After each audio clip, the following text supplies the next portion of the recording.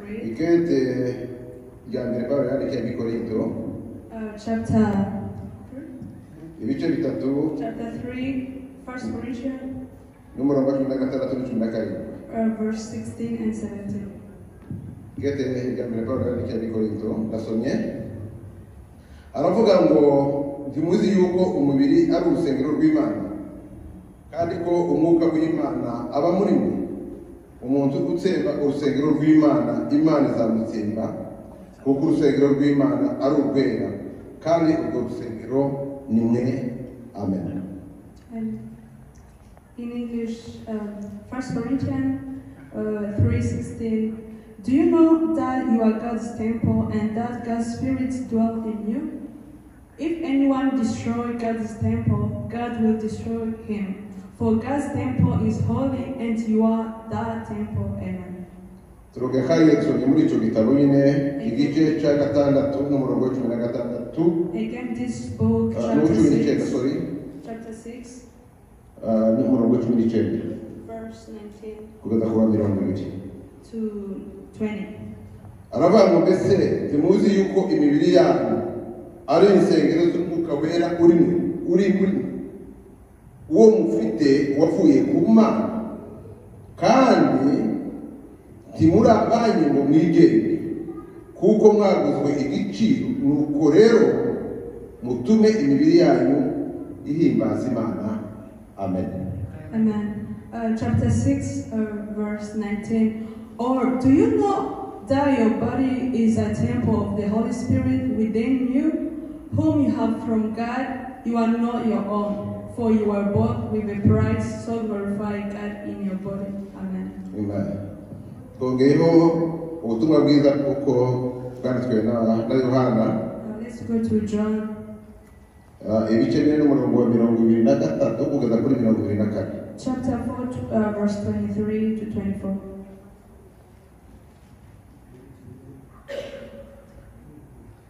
Aravuga ngo ariko igihe kiraje ndetse kirasohoye ubwo abasenga by'ukuri basengera Data mu mwuka no mu kuri, kuko Data ashaka ko bene abo ari bamusenga.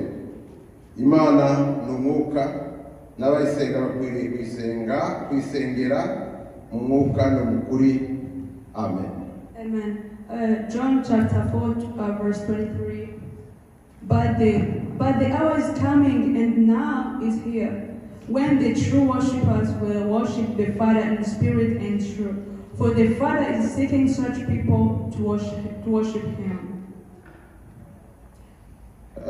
Dushimiye Imana iduhaye umugoroba mwiza wo kumva kandi guterana imbere yayo. We thank God who gave us this time to be in His presence. Ikaba duhaye n'umwanya wo kuganira ijambo ryayo. And He gave us this time to share the word of God. Rero ari kuri jewe ubagaze imbere yayo, namwe mwicaye iri jambo ni ryacu twese. As I hear and you who are sit there, I believe this is our word. Ni iryanjye kandi namwe ni iryanyu. It's mine and it's yours. Ni iry'Imana yashatse kuko dusangira namwe kuri uno munsi wa none. It's what God has put in me to share with you. Umutwe w'ijambo turi kuganira haravuga ngo imibiri y'abizeye Imana. The topic of this word is the body of who believe in God. Yejerejwe kuba urusengero rw'Imana. Who has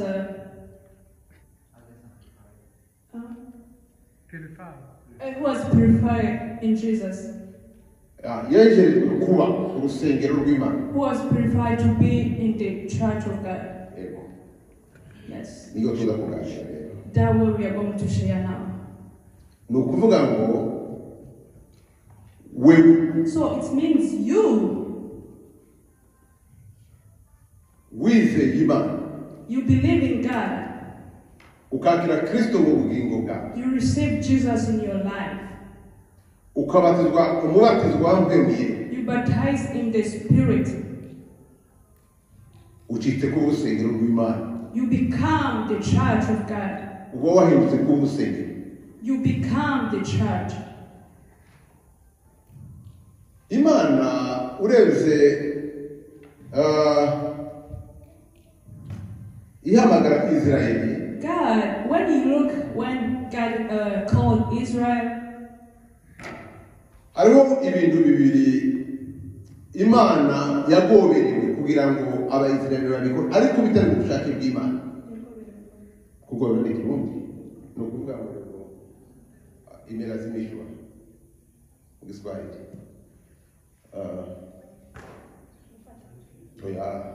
Ni ukuvuga ngo abantu barayigoye kugira ngo ibyemere. There is two things God has refused. Ntabwo yabishaka, ariko abantu babishaka.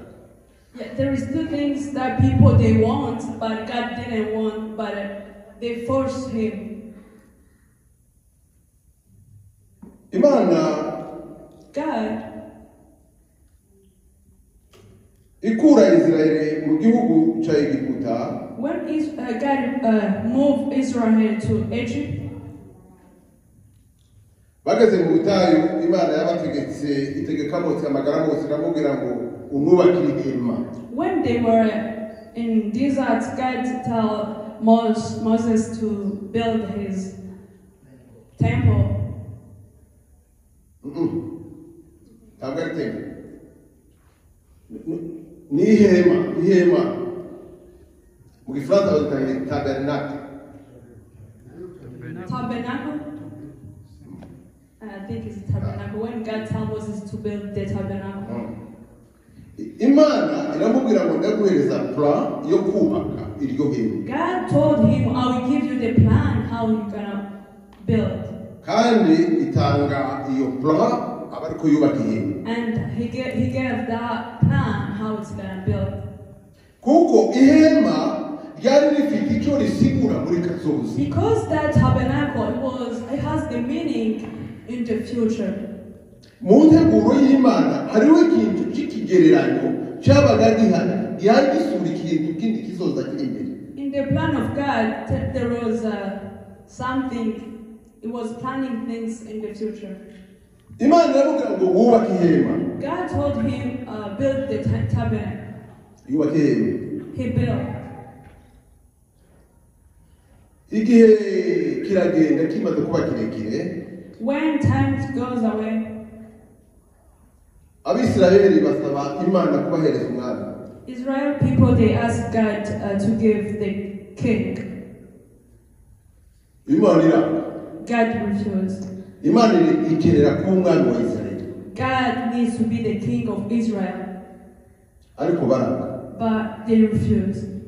Baravuga ngo natwe dukeneye kuba kuko abandi babaye. But they refuse because they said they need to be like others how they live. Dukeneye kumera kuko abandi babaye. We need to be like how others they live. Natwe tugira wacu umwami. So we can have our own king. Imana ibereka ingorane abandi baza batera. God showed them how the king bring the problem. Ariko abantu baranga. But they refused. Kuko Imana itagobera ngo ikoreshe ikintu ku mbaraga. Because God doesn't do things by force. Ireka umuntu agakora ubushake bwiwe. He can accept the self of person to do whatever he wants. Imana irabemera ati ngaho ni umutora umwami. God allowed them to choose the king. Batora umwami Sawuli. They chose the king Saul, Israel. and then has been the king of Israel. Ingoma yiwe ishize. After his management, kingdom. Hima ubwami bwa Dawidi. After Saul, and next was David's kingdom. Dawidi akorana n'Imana. David walked with God. Kandi Imana iramushima pe. And God pleased David. Ariko ngo wice nawe. And then after, asaba Imana kuko agomba kubaka Imana urusengero. David asked God if he can build his church. Imana yakoze n'ibyo yamukoreye. When he thought about what God has did for him, kugeza imwicaje ku ngoma ku ntebe y'ubwami bwa Isirayeli, until he gave the kingdom, iravuga ati ndumva icyo ngomba kugutura ineza yawe nanjye no kukubakira urusengero. And then David said, because what you did, I want to just build your church. Imana tuya. God said, no. Wewe ntizoshoboka kunubakira urusengero. You can't build my church. Nta wanubakira nakwirwa hari. Because I can't fit in any church. Kuko ijuru n'intebe yanjye. Because the heaven is my chair. Isi n'intebe y'ibirenge byanjye. The earth is where I put None wanubakira inzu. So where can you build my church? Iyi ngingo Imana cyane kuko agomba kuyubakira urusengero. He continued to ask God so he can build the church. Kuko Imana yari yarategetse kubakirwa ihema. Because God has because God has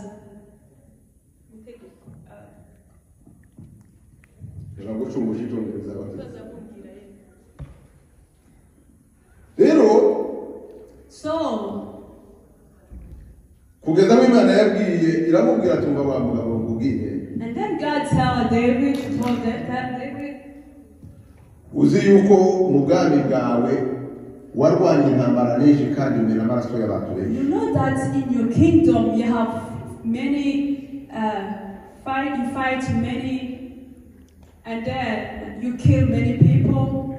Rero so amaboko yawe yuzuye amaraso. Your arms has too many blood. Amaraso yawe yuzuye amaraso. Your arm has too many. Tushobora kunubakira urusengero. You can't build my church. Kuko urusengero rw'Imana ruri. Because my church is pure. Ntabwo rwo kubakwa n'umuntu wavushije amaraso. It can't built by someone who kill people. Ariko ubwo waninize cyane. But because you ask me too much, ndakwemereye. I accept. Umwe wo mu rubyaro rwawe. One of your family will build my church. Because the reason why God didn't want to build the church,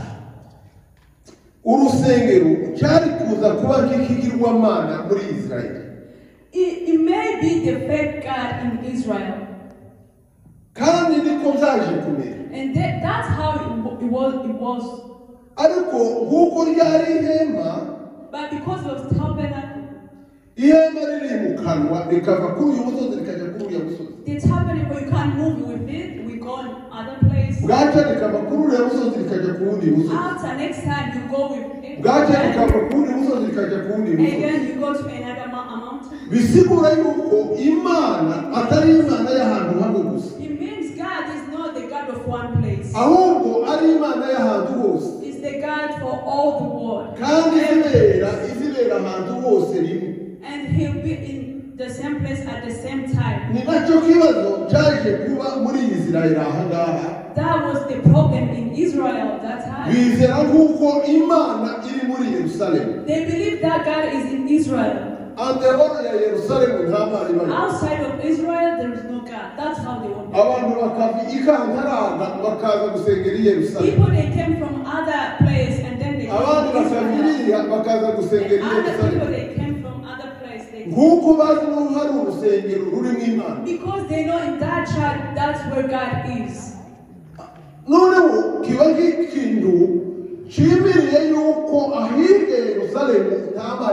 So it's like outside of Israel there is no God. That's how they were doing. That's what God didn't want. That's why Jesus told the disciples. He told them after receiving the Holy Spirit, you will be the witness. Thank you. Or to proclaim in Israel, in Jerusalem. From Jerusalem to Judah, Samaria, and all the world. ni ukuvuga ngo bagiye gusohoza rya jambo Imana yababwiye It means they are going to say what God yuko has promised. bagomba kuyubakira ihema That they are going to build His tabernacle. ni ihema rigomba gukwira ahantu hose Is the tabernacle that will be all the world, rikagera ahantu hose everywhere. agakiza kagaturuka i Yerusalemu The salvation from Jerusalem, agakiza kagaturuka mu Bayuda the salvation from Judah, kakagira isoko yo guturuka mu Buyuda the source from the Judah, the salvation from Judah, kagakwira isi yose and then all the world. nicyo gituma aya magambo twasomye hano That's why the word we read today, Yesu aganira n'uyu mugore w'umusamariyakazi Jesus, when he was talking with the Samaritan, uyu mugore yari azi kuko i Yerusalemu nta Mana ibayo the woman didn't know if God was in Jerusalem. nta Mana iba i Yerusalemu She didn't believe that God is. ahubwo Imana iba hano Samariya But he believed God is in Samaria. imwereka n'umusozi nawe bubatseho urusengero And he showed the mountain where they built the church. urusengero twararuganiriye kuko rwari urusengero rw'abasamariya The church was for the Samaria. noneho abari i Yerusalemu nabo bakavuga kuko nta handi hariho Imana iri i Yerusalemu And the people who were in Jerusalem, they said there is no other way. God is. urumva rero urusengero rwabaye ikintu gisa n'ikiboshe abantu mu kumenya Imana So the church has limited people to know God. kubakirwa urusengero bisa nkaho nicyo kibanza cyonyine nta handi Imana ishobora kuba So to build church, it's like you can't go out, you can't find God anywhere except in church.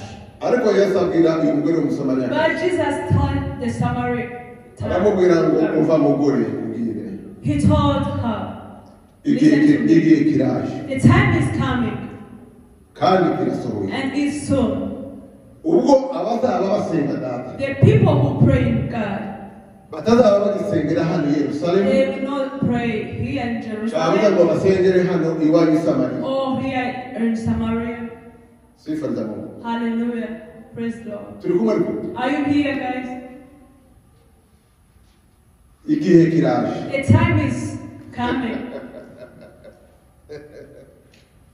yari kwabona igihe kuko kiri hafi Jesus was saying the time that is yuko hari ubuzima bw'urusengero bugiye guhinduka that there is life of church is going to change. hari ubuzima bugiye guhinduka There is life of change.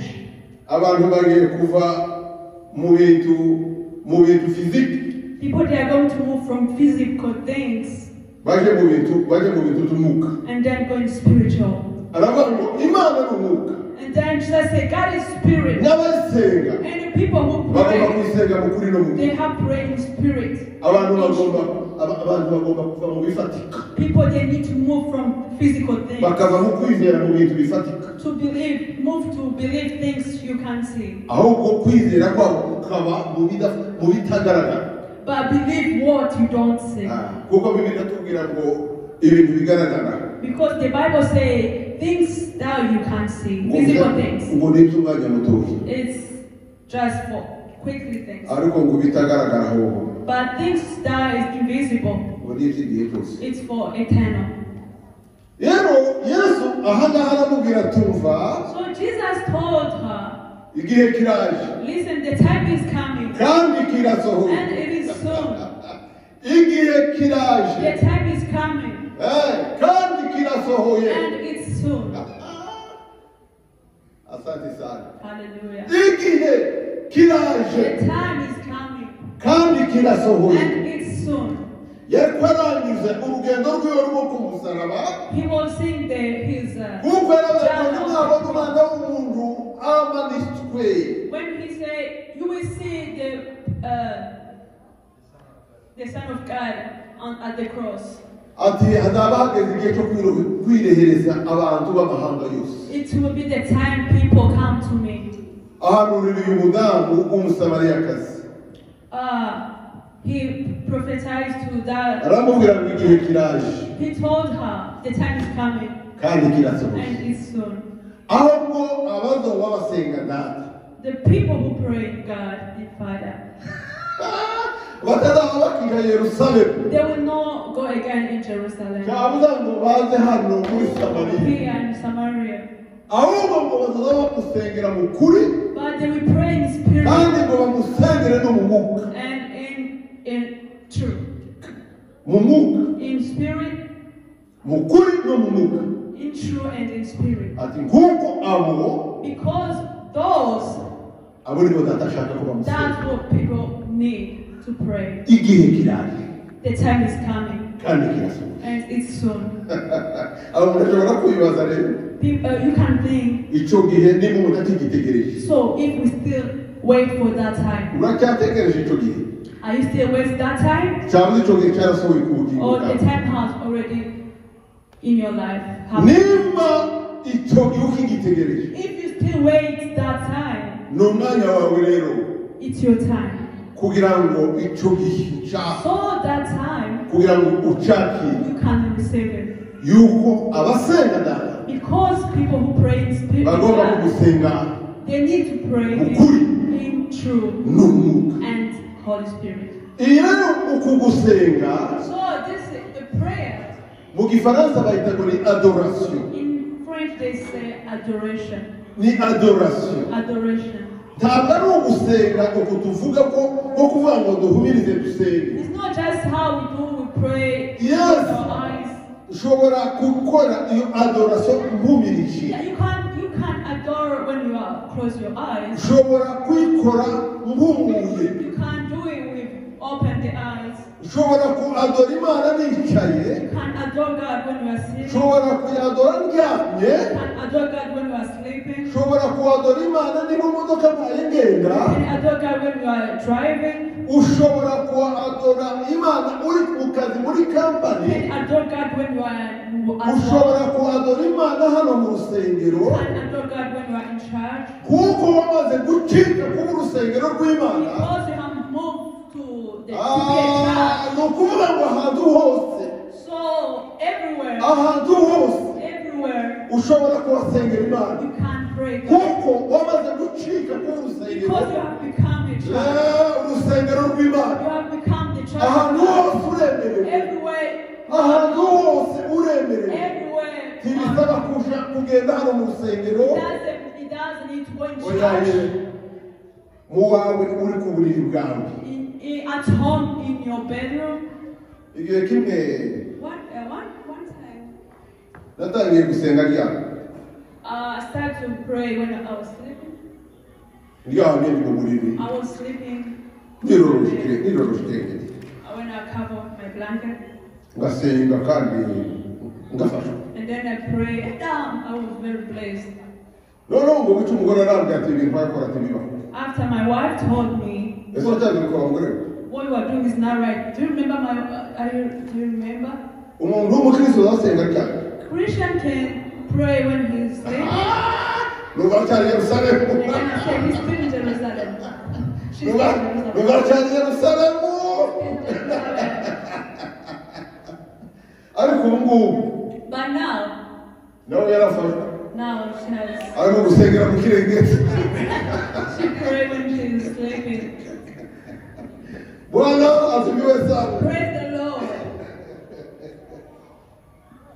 rero So,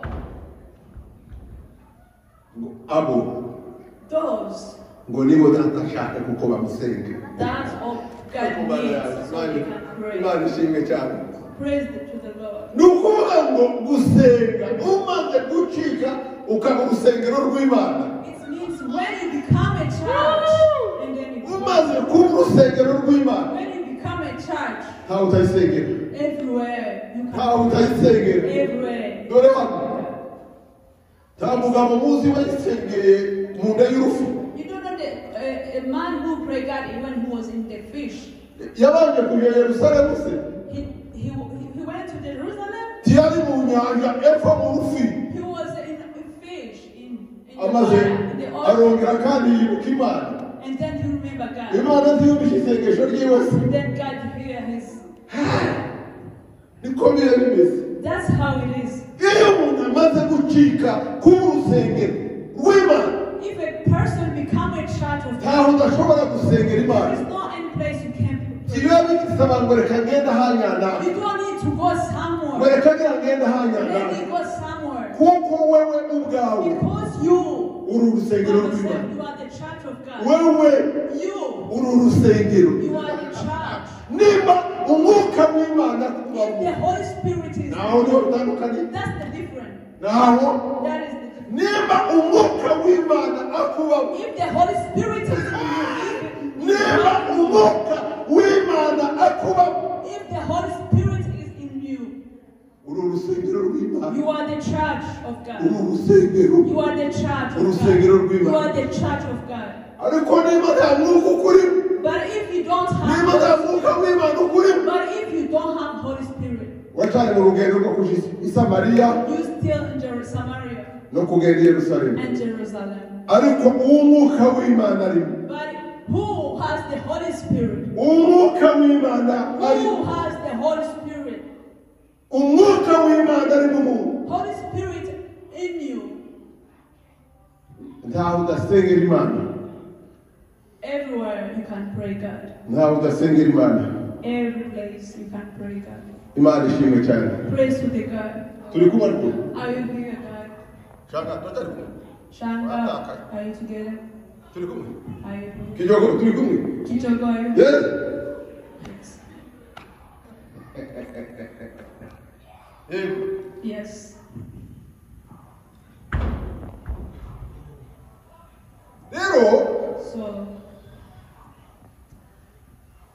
Pawulo arandika aravuga ngo Paul wrote and said, musarire naratekereje I thought, ntekereza kuri Pawulo, I was thinking about Paul tekereza no kuri Mose. and about Moses. Moses niwe uvuga amakuru neza y'Imana, is the one who tells us very well the story of God. niwe uvuga amakuru ingene Imana yamujanye mwiyerekwa, He's a good teller when he speaks about when God bring him in Revelation. imwereka ingene ijuru n'isi byatangiye, He saw how the earth and heaven has started n'ibintu byose. and how everything. Paul, amaze kuzuzwa umwuka wera, when he received Holy Spirit, umwuka ngo uramuterera umujana muri Arabiya. Holy Spirit took him to Arabia. Wagerayo imyaka 3. He has been there for 3 years. Imana ihaye umwigisha, God was teaching him. kandi yari yarize teoloji mu bimenyi, And he has studying theology. kandi yari yigishijwe n'umuprofeseri wemerwa cyane witwa Gamaliyeli, He had a good teacher who calls, kandi yari umufarisayo. and he was a Pharisee. Abafarisayo baba abantu bari abigisha bari bazi ibintu by'Imana, Pharisee was the people who know God. ariko Imana mu mwitegereze But when God saved him, ubishije ngo ni mu avuga ngo I heard Mumure when he was saying, ngo ubunyine ngo yatangira kwiga umusore umugabo waza kumera imvi azimerera mu masomo, that now he's starting to study. It's like ati nareze gore ngo ubwenge he's the beginner about none studying. ati ngomare gushika hangaza ibintu bya Because ibindi he's bishika, smart, but when he came here, he was ati like, nsanganye papa he knew he didn't niyo know. yatangira. He is a beginner. Imana ngo yitegereze Pawulo, When God looked at Paul, isanga teoloji yize, he saw that the theology he studied, yize inyuguti, it was just the handwriting.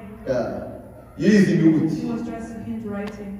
gusorezo yize. That's what he studied. Imana imwishurira ubuntu bwayo And God revealed n'urukundo rwayo, His grace and His imubwira love. amakuru rero yitorera, And He told him about the church. kuko yaje guhindura, Because it has changed. hari ikije guhinduka. There is something. Ubuzima bw'Kristo bugiye gutangira, The Christian life is going to start. abantu bave muri Yerusalemu People, they are going to move to Jerusalem. abantu babe Samaria. People, they are going to move to Samaria. Abantu bahinduka urusengero People, rw'Imana. they are going to change. Abantu bave mu nyubako zubatswe n'abantu. People, they are going to move to the building that has built with the people. Abantu binjire mu nyubako And z'Imana. then people go in the church. Has what God has built himself. Yandikira ab'Ikorinto, Paul wrote to the. arababwira ngo mbese ntimuzi yuko You don't know, guys. You don't know imibiri yanyu that your body ari urusengero rw'Imana, is the church of God. kandi And ngo urwo rusengero rw'Imana ari mwebwe. that church is you. Ngo umuntu A person ngo uzotsemba urusengero rw'Imana, who can destroy the church of God. ngo Imana nayo izamusenya. God will destroy him. Hano kuri gatandatu Here, verse 6. haravuga ngo mbese ntimuzi yuko imibiri yanyu ari urusengero mbese ntimuzi yuko imibiri yanyu ari insengero z'umwuka wera uri muri mwe, ngo uwo mufite yavuye ku Mana, The one you have has from God. ngo kandi And ngo again, kandi ntimuri abanyu ngo mwigenge. you are not yours to be controlled by yourself. Ntimukiri abanyu You kugira are ngo not, mwigenge. you are not yours. Bishaka kuvuga ikintu What does it mean? kaga Kagan. seri Who is that? nimugisha mugisha Mugisha. mugabanyiriza ijwi twumvikane hano. Biravuze ngo It says, ngo ntimukiri abanyu you are not yours. nyamuco Mucho. bakunamye ngo ntimukiri abanyu You are not yours ngo mwigenge. to be controlled.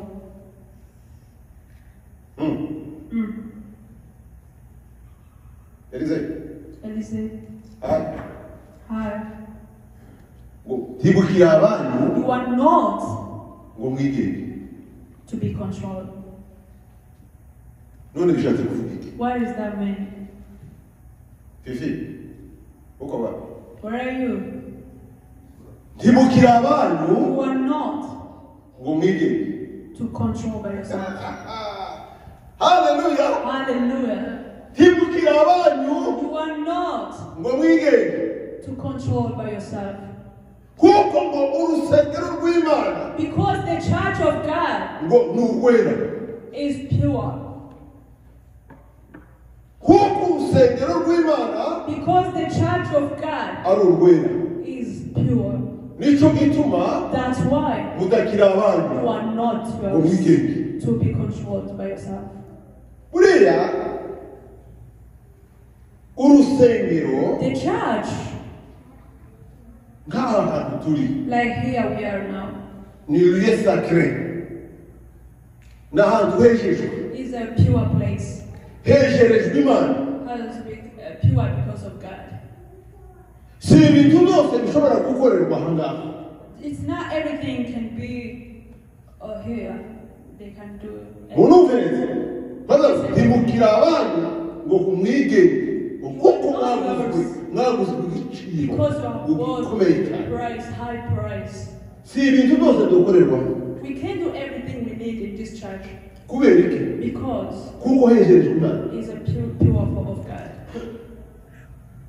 Umwami Belshazari The king Belshazzar, umunsi umwe ngo yicaye mu butegetsi bwiwe, one day when he was sitting in his kingdom, ngo ahamagara ibisonga byiwe n'abakuru bose and then he called ibihumbi, his people 1,000, ngo aza kunezererwa ibintu ngo bafite byose, and then they were enjoying the things they had. ashaka kwerekana gukomera To k'ubwami bwe, show how his kingdom is strong. yerekana kuko ubwami bwiwe To bukomeye. show that his kingdom is strong. Ngo bazana vino baramuha, And then they brought the alcohol, the wine, thank you. nuko ngo baranezerwa, And then they were, kandi umwami baranezerwa and nawe. then the king was happy too.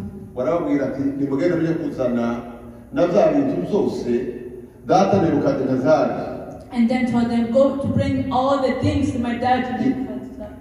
yakuye Yerusalemu mu rusengero. That he brought from Jerusalem church. Ati mubizane byose iby'ifeza Brought all things of n'iby'ibiti n'iby'amabuye byose mubizane. all things. Zose ngo barabizana. All they brought. Ni ibintu byegerejwe Imana. It was pure of God.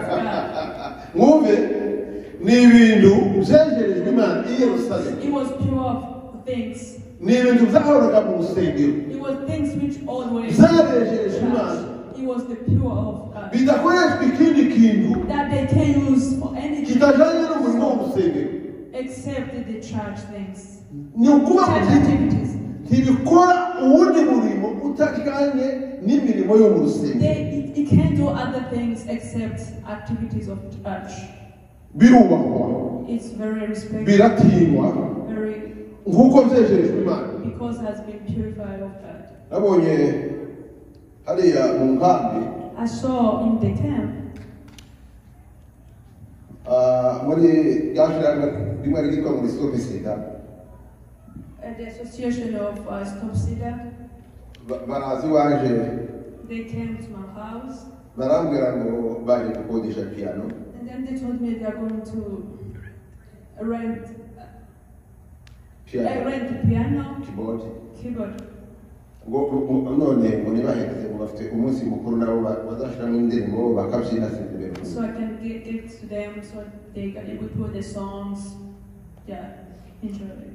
Ndavuga ati ndibikunda mumbabarire. And then I told them I can do it. Yego piano niyoboye gusa. I know my piano is above, Ariko yegerejwe igikorwa cy'Imana. but it's for the church. Rero ikintu cyegerejwe umurimo w'Imana. Things which are purified of the, Nticosohoka ngo kije gukora ubundi murimo. it can go outside of Utari church, uw'Imana. which is not of God. Baranumva. And then they listen to me. Ariko uyu mwami Belshazar But this king Belshazzar, ngo baramuzanira bya bintu byose kuko umwami yabitegetse. they brought all things he told them to bring. Bayinywesha vino. They used with wine, N'intumirwa ati abatumire bibo bose with yari afite. all the inviters. Ngo ahimbaza ubwami bwiwe kuko bukomeye He cyane. was enjoying his kingdom because he was strong. Amaze ngo baramye n'ibigirwamana. And then they adore the fake gods. Ibigirwamana. The fake gods. Imana ngo aho yari iri And then God, where he was irava. he was so sad. Kuko ikintu cyerejwe Imana Because things which is kuza for God, kubikoresha uwundi murimo. and then to walk, to do to outside of church, Ubusuzuguye kwera kw'Imana. it's Uvuga cyane yumva. Ubusuzuguye bwira not yumva. when it's like when you don't respect, yeah. Ubusuzuguye ukwera kw'Imana. It's do not respect the pure of God. Ubusuzuguye kwera kw'Imana. It's disrespect, yes, the pure of God. The holiness of God. Oh, the holiness of God. Ubusuzuguye ikintu cyerejwe Imana The things which are for ugikore God, ukagikoresha ubundi murimo. and then you do for other things. Ubusuzuguye kwera kw'Imana. Let's disrespect the holiness of Ndagira ngo God. turumvikane. I think everyone is. Umugabo ngo yarari The man where he was, ngo aha benda kurya ngo yari yicaye like where he was sitting, ahangaha kabitara there was light, ngo aze kuba mu ruhande rw'igisika kiri mu itara and where the light was on the wall, abona ikiganza he saw the hand, kitagira umuntu the hands which does have the person, abona cya kiganza ko kirandika. and then he saw the hand it's writing. Uwo mwanya mugihe abona cya kiganza ko yacyandika And when at that time when he was seeing the hand writing on the wall, agira ubwoba he was so afraid. atangira kujugumirira. He started to struggle, Imbaraga shaking. ziri mu magufwa y'amatako Yeah, zirashigirwa he was shaking. cyangwa utavuze jegera. Yeah, Shakira.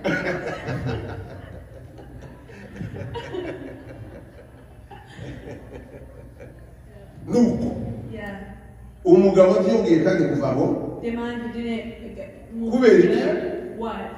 yuko yasuzuguye Imana Because he disrespected. afata ibintu God. byejerejwe He Imana took the things of God. abikoresha undi murimo utandukanye He niyo used bigenewe the outside of church bimuzanira ingaruka y'urupfu and brought him. kandi ubwami bwamuvuye mu bwoko bwabo The king moved to his. ubwami buva mu bwoko bwabo The king moved from his tribe. buva mu bwoko bwabo baravuga ngo uhereye none uyu munsi wa none The kingdom moved from his tribe. And ubwami God bwacu said, burageze from now your king is gone. buhawe abamedi n'abaperesi It's going to be for buhawe abamedi n'abaperesi It's going to be for abazaniye ubwoko bwose n'igihugu cyose abakizaniye akaga and he brought the sadness, rero all the tribe. aravuga ngo mbese ntimuzi yuko imibiri yanyu So it says, you don't know that your ngo body ari urusengero rw'Imana is the church of God, kandi ngo umwuka w'Imana akaba atuye muri mwe and the Holy Spirit is ngo umuntu God. uzotsemba urusengero rw'Imana Any person who destroys the umuntu church of God, uzokoresha umubiri wiwe akawukoresha igitandukanye n'icyo Imana yawereje anybody who uses his body to what God didn't plan to him, murumve rero listen to me. kuko wamaze guhindurwa kuba urusengero rw'Imana Because you have become the church of God, kandi umwuka w'Imana akaba agutuyemo and the Holy Spirit dwell in you. Bibiri iravuga ngo uzotsemba urwo rusengero rero The Bible says, person who gonna destroy that church, Imana nayo izamutsemba God will destroy him. ni ukuvuga ngo imibiri yacu It means our body irejejwe is pure. irejejwe It's pure. imibiri Our body, yacu our body irejejwe is pure. kugira ngo So ihinduke kuba urusengero rw'Imana become the church of God. umubiri ntiwemerewe gukoreshwa ibindi Our body does allow to do other stuff. umubiri ntiwemerewe gukoreshwa ibindi Our body does allow to do other bitajyanye n'umurimo that w'urusengero are outside of church. kuko nta bintu byose dukorerwamo Because it's not all things can work in your body. nk'uko ibintu byose bitemerewe gukorerwamo n'ibiti Because the all things which are not allowed, niko n'umubiri w'umuntu rero umaze kuba urusengero that's how when your body is the church, adashobora kuwukoresha ibintu byose you cannot use everything you need. kuko uwo mubiri urejejwe Because it's pure. kandi wejejwe kuba urusengero And it's pure to being the church. umubiri wejerejwe It's pure. Your body is pure kugira ngo ube urusengero to be a church. icyo ngicyo niyo makuru That's all. kugira ngo ube urusengero rw'Imana To be a church of God. numara guhinduka kuba urusengero rw'Imana When you became the church of umwuka God, w'Imana akaza agatura muri the wewe Holy Spirit dwell in you. umva hano rero Listen. avuze ngo kuko mwaguzwe igiciro Because you have bought the high price, ngo nuko rero mutume imibiri yanyu ihimbaza Imana so let your body please God. bitume imibiri yanyu kuko mwaguzwe igiciro Because you have brought, kuko mwaguzwe igiciro because you have brought the price.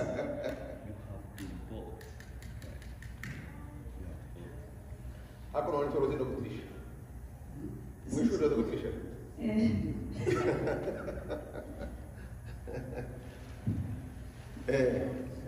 bitume imibiri yanyu So your body ihimbaza Imana can please imirimo God. imibiri yanyu Your body ngo ibe yo guhimbaza Imana can please God. ibe yo guhimbaza Imana Be ibe pleasing yo God. guhimbaza Imana Be pleasing God. kugira ngo ihindurire abandi So it can change. ihindurire abandi It can be transformed. ihindurire abandi So, kugira ngo imibiri yanyu because your body, ihindurire abandi kuba urusengero nabo rw'Imana it can change other people to be the church. imibiri yanyu Your body ibe yo guhimbaza Imana to be to please God. kugira ngo uhindurire abandi So to be transform other, ibisoko yo guhindura abandi be the source of other, ibisoko yo guhindura abandi be the source of change, kuba urusengero rw'Imana to be the church of God.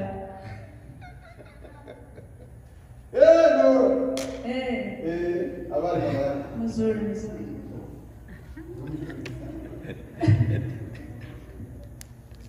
haleluya Hallelujah.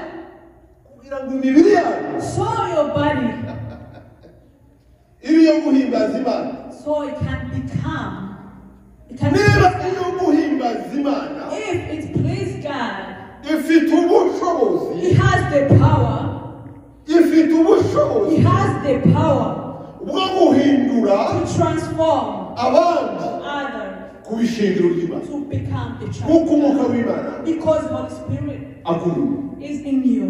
kugira ngo So, ashyitse ukugomba kw'Imana kugira ngo so ashyitse ukugomba kw'Imana kandi ukugomba kw'Imana ni ukuri nuko the will of aba God bantu bose is for all people. bose All people. abantu bose muri ino si All people in this world. abantu bose muri ayo makungu All people in this bahinduka ku world bishengero ry'Imana became the church of God. biciye muri nde Through who? biciye mu mubiri wawe Through your body. wahindutse Has changed. kuba urusengero rw'Imana Has been changed. ugatungwa The church of n'umwuka God. w'Imana And to dwell in Holy kugira Spirit. ngo uhimbaze Imana So you can please God. kandi muri uko guhimbaza Imana And in that please God. guhindura abantu So it can change guhindura others. isi Can change all the ku world. bishengero To ry'Imana become the church of amaze God. Kristo agaruka mu bwami And then Jesus is Kwinjira mu bwami become bw'Imana. His kingdom. So we Imana can go idufashe. into His Imana kingdom. ituganze. God bless you. Amen. Amen.